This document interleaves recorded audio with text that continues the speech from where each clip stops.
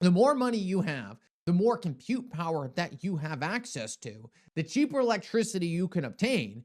All of these things factor in to you having control of a disproportionate amount of the network and getting rewarded with the majority of the Bitcoin rewards. Things are much different on the XRP ledger because the XRP ledger operates from a standpoint of no incentive is the best incentive. And therefore, you are not rewarded for providing validation power to the XRP ledger. What this means is you have significantly less people providing that validation power. You don't have that financial incentive to go do so. But there is a big catch on the other side of that. Despite the fact that you don't have so many people doing it, you also don't have people gaming the system.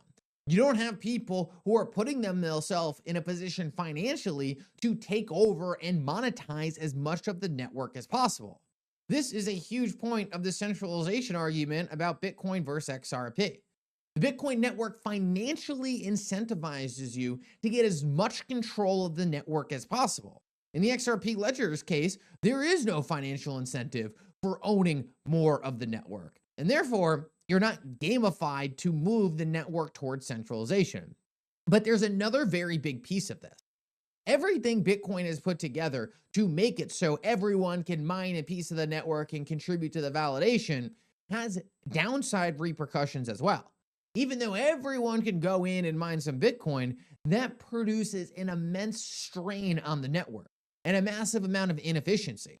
And that's why the Bitcoin network today, despite the XRP ledger moving money virtually instantaneously in fractions per second, still takes about 15 to 30 minutes to move a single transaction and can cost, very expensive fees in the neighborhood of 10, 15, hundreds of dollars, depending on the size of the transaction.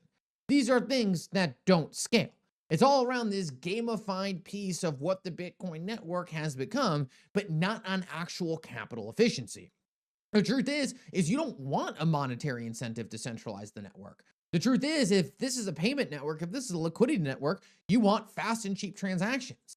These are things that the Bitcoin network has essentially created a barrier for in its own mass adoption. It's pigeonholed itself into this gamified network where there are certain attributes that people of the very early days enjoyed in getting cheap Bitcoin, but they're things people coming in for the next stage of crypto adoption are not going to care about.